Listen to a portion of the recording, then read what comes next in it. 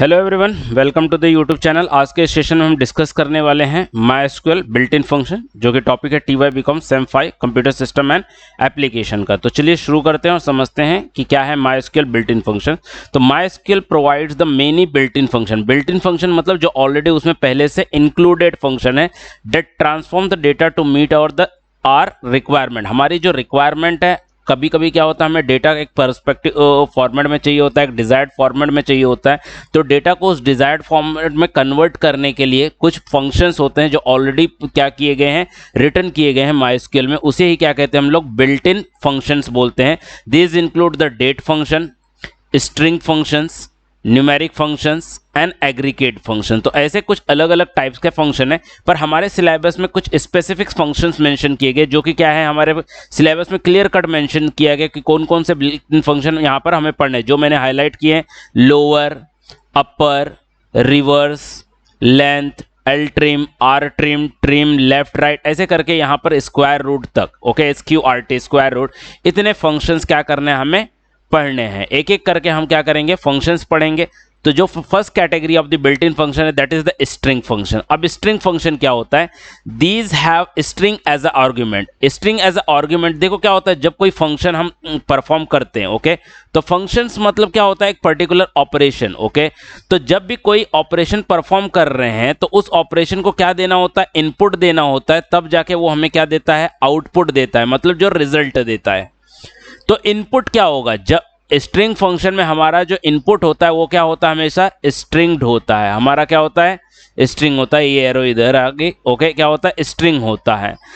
तो इसी को क्या बोलते हैं हम लोग, argument. The string function are follows, क्या होता है, upper, lower, concat, L trim, R trim, trim, length, left, right, mid, reverse, ये सब कुछ क्या हमारा स्ट्रिंग फंक्शंस है। अब एक एक करके इन स्ट्रिंग फंक्शंस को डिस्कस करते हैं। अब बात करते हैं यूटिलिटी ऑफ एग्जामिनेशन के हिसाब से। तो क्वेश्चन नंबर 3 का जो ए पार्ट था, कल हमने डिस्कस कर लिया, वो क्रिएट टेबल में, ओके। जो पिछली वीडियो है उसमें मैंने क्रिएट टेबल में बताया कि क्वेश्चन नंबर 3 का ए जो 8 मार्क्स के लिए है वो हमारा कवर हो जाता है। अब क्वेश्चन नंबर 3 का जो बी होता है उसमें 2 क्वेश्चन आते हैं, दोनों में से कोई एक अटेम्प्ट करना होता है और वो 7 मार्क का होता है। तो कोई भी 7 बिल्ट इन फंक्शन आपसे पूछ लिए जाते हैं, तो वो 7 मार्क्स की हो गई आपके एक क्वेश्चन, या आपको कोई बेसिक जो सिंपल बेसिक क्वेरीज है उसके ऊपर एक क्वेश्चन। तो आज हम 3B का जो फर्स्ट क्वेश्चन है 7 मार्क का बिल्ट इन फंक्शन, वो कवर करने वाले हैं। और आने वाली वीडियोस में भी हम जो फंक्शंस है कुछ और डेट फंक्शन और एग्रीगेट फंक्शन उसको कवर करेंगे। उसके बाद हम क्वेश्चन बी का जो सेकंड पार्ट है, जो सिंपल क्वेरीज है, उसके बारे में डिस्कस करेंगे। तो चलिए शुरू करते हैं। पहला स्ट्रिंग फंक्शन हमारा क्या है, अपर। अब अपर इन द सेंस क्या होता है, अपर केस। अपर केस की बात करें तो जब हम इंग्लिश अल्फाबेट पढ़ते हैं तो उसमें जो कैपिटल लेटर्स होते हैं उन्हें क्या बोलते हैं हम लोग, अपर बोलते हैं।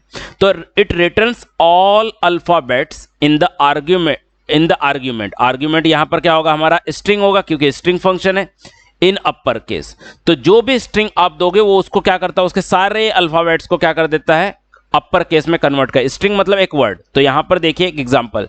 तो MySQL तो पहले लिखना होता है, तो पहले तो अपने को लिखना है सेलेक्ट, फिर फंक्शन का नाम अपर। अब यहां पर आर्ग्यूमेंट दे रहा हूं, ये मेरा आर्ग्यूमेंट है स्ट्रिंग। अब स्ट्रिंग को क्या होता है, इन्वर्टेड कॉमास में लिखा जाता है। ये मेरा स्ट्रिंग है, इस स्ट्रिंग को मैं इन्वर्टेड कॉमा, अब इसके देखो सारे जो लेटर्स है वो क्या है, स्मॉल में, पर इसका जो आउटपुट आएगा वो क्या आता है, सारे कैपिटल्स में हो गए। अब इसका दूसरा एग्जांपल देखते हैं। मैंने लिखा सेलेक्ट अपर और मैंने ये स्ट्रिंग दिया। इसमें देखो जो पहला लेटर है वो कैपिटल है, बाकी सब स्मॉल है, तो वो कैपिटल को कैपिटल ही रखेगा, ओके, और बाकी जो स्मॉल है उनको क्या कर देगा, कैपिटल कर देगा। तो ये मेरा रिजल्ट आ गया। अपर किसके ऊपर परफॉर्म हुआ, इसके ऊपर। अगर सारे कैपिटल आप दे दो तो क्या आ जाएगा, आपको कैपिटल ही मिलेगा। तो this is all about the upper. इसी तरह से आता है लोअर। लोअर मतलब क्या होता है, small letters, lower case, small English alphabets. तो it returns all alphabets in the argument in lower case. तो यहां पर देखो सेलेक्ट लोअर, सारे कैपिटल है, तो उन सबको क्या कर दिया इसने, आउटपुट में सबको स्मॉल में कर दिया। यहां पर फर्स्ट स्मॉल है, बाकी सब कैपिटल है, तो इसने फर्स्ट स्मॉल को स्मॉल रखा, बाकी सबको स्मॉल में कन्वर्ट कर दिया। अगर मैंने सारे स्मॉल दिए तो वो सारे को स्मॉल ही रख रहा है। क्लियर। देन नेक्स्ट बात करते हैं रिवर्स। नेम इंडिकेट कर रहा है, ये क्या करेगा, रिवर्स ऑर्डर में प्रिंट कर देगा, रिवर्स ऑर्डर में हमें देगा, तो it return the string in reverse order. अब देखो सेलेक्ट फंक्शन का नेम रिवर्स, कंप्यूटर को रिवर्स में लिखना है। अगर कंप्यूटर को रिवर्स में लिखना है तो लास्ट वाला पहले आएगा, R then E T U P M O C. Okay, यही तो आउटपुट ये दे रहा है मुझे। तो रिवर्स किस लिए करता है, जो हमारा आर्ग्यूमेंट है, जो कुछ भी मैं दूंगा, ओके, आपका नाम ले लो तो आपके नाम को रिवर्स ऑर्डर में प्रिंट कर देगा। देन लेंथ, लेंथ मतलब क्या होता है कि अगर आपने कोई भी वर्ड दिया, कोई भी स्ट्रिंग दी, उसमें टोटल कितने अल्फाबेट्स है, including blank spaces, including blank, it returns the total number of the characters including in the given string including the blank spaces. तो देखो यहाँ पर सिलेक्ट लेंथ, मैंने लिखा अथर जमाल, तो अथर है यहाँ पर और उसके बाद स्पेस है, फिर जमाल है। ओके, तो अथर में कितना आया, 5 word, 5 letters, okay, 5 characters, Jamal में भी 5 कैरेक्टर्स, और बीच का जो स्पेस है वो तो 5 + 5 और एक बीच का स्पेस 11 कैरेक्टर्स इसने रिटर्न कर दिए। तो ये क्या होता है, ब्लैंक को भी एज अ कैरेक्टर कंसीडर करता है। तो अब जैसे देखिए एक और एग्जांपल, सेलेक्ट लेंथ। ओके, अब मैंने यहाँ पर ईमेल आईडी लिख दी एज अ स्ट्रिंग। ओके, तो इसमें कितने लेटर्स है, पहले 1 2 3 4 5 6 7 8 9 10 11 12, एट द रेट को भी कंसीडर करेगा, 13 14 15 16 17 18, इसको भी करेगा डॉट को, 19 20 21 22। तो ये हमारा क्या आ गया, रिजल्ट आ गया। तो लेंथ क्या करता है, numbers of the character included in the given screen including blank spaces using including the special characters, सभी को क्या करता है, कंसीडर कर लेता है। एल ट्रिम, एल ट्रिम, यहां पर एल मतलब क्या होता है, लेफ्ट, एल मतलब क्या होता है, लेफ्ट, तो लेफ्ट से ट्रिम करना। तो it removes the leading blank spaces, leading blank spaces मतलब लेफ्ट साइड से। ओके, क्योंकि अगर कुछ भी हम इंग्लिश अल्फाबेट में, इंग्लिश में लिखते हैं, इंग्लिश में कुछ भी लिखा जाता है तो लेफ्ट से लिखा जाता है, तो that is the leading, starting से। तो it removes the leading blank spaces from the given string. तो जैसे देखो मैंने यहाँ पर स्ट्रिंग दिया सिलेक्ट एल ट्रिम, अब मैंने यहाँ पर अथर जमाल लिखना है, तो मैंने क्या किया, आगे देखो इतना सारा स्पेस दे रखा है, ये बीच के स्पेसेस को नहीं निकालेगा, जो स्टार्टिंग में स्पेस है ना उसको निकालेगा। ओके, लेफ्ट साइड से।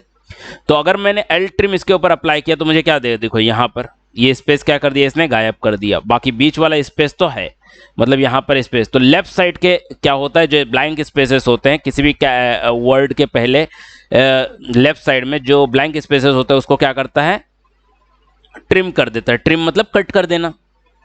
देन आर ट्रिम, आर मतलब राइट, मतलब ये राइट साइड के क्या कर देगा, ट्रिम कर देगा। तो it remove the blank spaces from the right part of the given string. अब देखो यहां पर मैंने एक स्ट्रिंग दे दी आर ट्रिम, यहां पर भी स्पेस छोड़ रखा है और यहां पर भी, पर ये राइट साइड के स्पेसेस को कट करेगा। देखो यहां पर इसने ये स्पेसेस कंसीडर की है, इसलिए तो इतना छोड़कर लिख रहा है, बाकी यहां के स्पेसेस को इसने क्या किया, कट कर दिया है। तो राइट साइड के स्पेसेस। अब समझो अगर मुझे राइट के भी स्पेसेस और लेफ्ट के भी स्पेसेस, दोनों स्पेसेस निकालने हैं, तो मैं क्या यूज करूं, तब मैं यूज करूंगा ट्रिम। ट्रिम क्या करता है, it removes the blank spaces from right part as well as the left part of the given string. अब देखो यहां पर भी है, यहां पर भी, तो देखो इसने क्या कर दिया, कट कर दिया। तो यहां पर स्टार्टिंग से लिख रहा है, कोई स्पेस छोड़ा नहीं है, जबकि इससे पहले जब मैं सिर्फ आर ट्रिम अप्लाई कर रहा था तो यहां पर इतनी स्पेस इसने छोड़ रखी थी, सिर्फ आर ट्रिम अप्लाई हो रहा था, पर यहां पर क्या, आर ट्रिम और एल ट्रिम दोनों अप्लाई हो रहा है। तो जब आपको आर ट्रिम और एल ट्रिम दोनों अप्लाई करना है तब आप क्या कीजिए, ट्रिम ऑपरेशन यूज कीजिए, ट्रिम फंक्शन यूज कीजिए। देन नेक्स्ट बात करते हैं लेफ्ट की। लेफ्ट क्या होता है, तो it returns the specified left most n characters from the given string. Okay, आपके पास कोई भी स्ट्रिंग है, उस स्ट्रिंग में से अगर आपको कुछ कैरेक्टर्स लेफ्ट साइड से लेने हैं तो क्या करते हैं हम लोग, लेफ्ट यूज करते हैं। जैसे मैं बात कर लेता हूं, यहां पर क्या है, सेलेक्ट लेफ्ट। अब मेरे पास TYBCom है, TYBCom, तो जो मेरा स्ट्रिंग था वो मैंने स्ट्रिंग लिख दिया। ओके, जो मेरा स्ट्रिंग था मैंने स्ट्रिंग लिख दिया, और स्ट्रिंग के बाद लेफ्ट साइड से कितने चाहिए, ओके, लेफ्ट साइड से मुझे 2 चाहिए। तो अगर मैं यहाँ पर TYBCom लिखता हूँ, अगर मैं यहाँ पर TYBCom लिखता हूँ और लेफ्ट साइड से काउंट करता हूँ तो 1 और 2, ओके, ये 2 क्या हो जाएंगे मेरे, ओके। अगर मैं देखो यहाँ पर लिख रहा हूँ अथर जमाल, तो 80, अच्छा यहीं पर ही डिस्कस कर लेते हैं। अथर जमाल, तो कितने 7 लेने, अथर जमाल में से 7, तो ये स्पेस को भी कंसीडर करेगा। तो 1 2 3 4 5 और स्पेस एक 6 और J7, तो ये क्या कर देगा, इतना मुझे क्या करेगा, रिटर्न करेगा अथर J, तो लेफ्ट साइड से।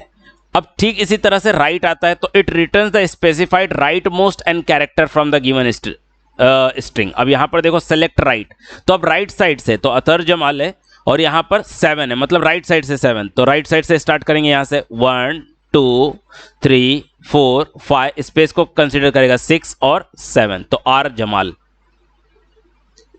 तो ये क्या हो गया मेरा right function. I hope it is clear to all. Then mid, अब मिड क्या होता है, it returns the middle part of the string, it specifies the n characters from the mth position. इसका मतलब समझो क्या होता है। सबसे पहले तो इसका सिंटैक्स समझ लो कैसे लिखा जाता है। मिड लिखा जाता है, फिर स्ट्रिंग लिखी जाती है इन्वर्टेड कॉमास में, स्ट्रिंग के बाद आपको कहां से स्टार्ट करना है, okay, that is the m part, और कितने वहां से कितने लेने हैं, that is the n part. अब एग्जांपल के साथ समझते हैं। सेलेक्ट मिड, अब ये मेरा पूरा स्ट्रिंग है, ये पूरा क्या है मेरा स्ट्रिंग है। अब ये पहला क्या बोलता है, 3 से स्टार्ट करना है पर लेफ्ट साइड से, तो लेफ्ट साइड से 3 क्या हो जाएगा, 1 2 3, मतलब मेरी स्टार्टिंग कहां से होगी, B से, मेरी स्टार्टिंग कहां से होगी, B से। अच्छा, B से कितने लेने, 10 कैरेक्टर्स, तो B से 1 2 3 4, स्पेस है 5 6 7 8 9 10, सेम 5 पे आ गया, तो देखो ये बिकॉम सेम 5। तो यहां पर m क्या इंडिकेट करता है, from where we have to start, okay, that is the specifies the n characters from mth position, okay, कहां से स्टार्ट करनी है, तो ये मेरा क्या है, स्टार्ट है, ये मेरा क्या है, स्टार्ट है, और यहां से ये कितना बोलता है कि कितने कैरेक्टर स्टार्ट पोजीशन से आपको लेने हैं, वो कौन इंडिकेट करता है, n इंडिकेट करता है। तो एग्जाम में आप ऐसी डेफिनेशन लिखेंगे और इस तरह से एक एग्जाम्पल लिखकर बताएंगे। देन कॉनकैट, कॉनकैट मतलब क्या होता है, कंबाइन करना, जोड़ना, तो it returns the string obtained by combining the given set of the string written as a chain one after another, एक के बाद एक लिखी हुई स्ट्रिंग्स होती है। तो देखिए क्या होता है, सेलेक्ट कॉनकैट, कॉनकैट मतलब जोड़ना है, किसको जोड़ना है, पहले स्ट्रिंग दूसरी स्ट्रिंग तीसरी, मतलब ये 1 आफ्टर 1, पहले ये आएगा फिर ये आएगा फिर ये आएगा। तो कॉनकैट किया, स्ट्रिंग 1 मेंशन किया, कॉमा करके दूसरी स्ट्रिंग, कॉमा करके तीसरी स्ट्रिंग। तो अगर मैंने इसको कॉनकैट किया तो देखो ये मेरा पूरा स्ट्रिंग आ गया एक साथ जुड़ा हुआ, पर यहां पर इनके बीच में कोई स्पेस नहीं है। तो जब मैं कॉनकैट यूज करता हूं तो कोई स्पेस नहीं आएगा, ओके, कुछ नहीं आएगा। अगर मैं यहां पर बीच में अगर इनके आगे एक एक स्पेस दूं, ओके, तो हो सकता है कि आए स्पेस, ओके, पर अगर मैं सिंपली कॉनकैट परफॉर्म करूं तो कोई स्पेस नहीं आएगा। तो अगर कॉनकैट विथ स्पेस चाहिए तो एक और फंक्शन है concat underscore WS, concat with space. तो यहां पर देखिए अगर मैंने सेलेक्ट कॉनकैट अंडरस्कोर WS लिखा, पर यहां पर मुझे बताना पड़ता है कि विथ स्पेस मतलब कौन सा space, separator, sorry with space नहीं, इसको बोलेंगे, इसको सेपरेटर बोलेंगे, ओके, विथ सेपरेटर, सॉरी ये स्पेस बोल दिया मैंने, इसको बोलते हैं सेपरेटर, ओके। तो सेपरेटर क्या है, सेपरेट करने दो स्ट्रिंग कैसे सेपरेट होने चाहिए वो यहां पर डिफाइन। तो यहां पर मैंने इन्वर्टेड कॉमास में स्पेस लिखा है, ओके ओके, एक इन्वर्टेड कॉमा लिखा, फिर स्पेस दबाया, फिर इन्वर्टेड कॉमा को क्लोज कर दिया, तो स्पेस है। अगर मैं यहां पर एट द रेट लिखता तो दो स्ट्रिंग के बीच में एट द रेट आ गया। अगर मैं यहां पर हैश लिखता तो दो स्ट्रिंग के बीच में क्या आता है, हैश आता। तो स्पेस लिखा है TYBCOM, पहला स्ट्रिंग, दूसरा स्ट्रिंग, तीसरा स्ट्रिंग। तो मैंने किया तो देखो पहला स्ट्रिंग फिर स्पेस, फिर दूसरा स्ट्रिंग, फिर स्पेस, तीसरा। अगर मैं यहां पर हैश लिख देता, अगर मैं यहां पर इन्वर्टेड कॉमास में हैश लिख देता तो यहां पर फर्स्ट स्ट्रिंग के बाद हैश आता, फिर सेकंड स्ट्रिंग के बाद भी हैश आता। अगर एट द रेट लिख देता तो एट द रेट आता। तो that's all about the string function. अगले वीडियो में हम डिस्कस करेंगे न्यूमेरिक फंक्शन। तो अगर वीडियो अच्छी लगी तो लाइक करो, अपने दोस्तों के साथ शेयर करो, और चैनल को सब्सक्राइब नहीं किया तो सब्सक्राइब कर लो। That's all with the string function in MySQL. Thank you.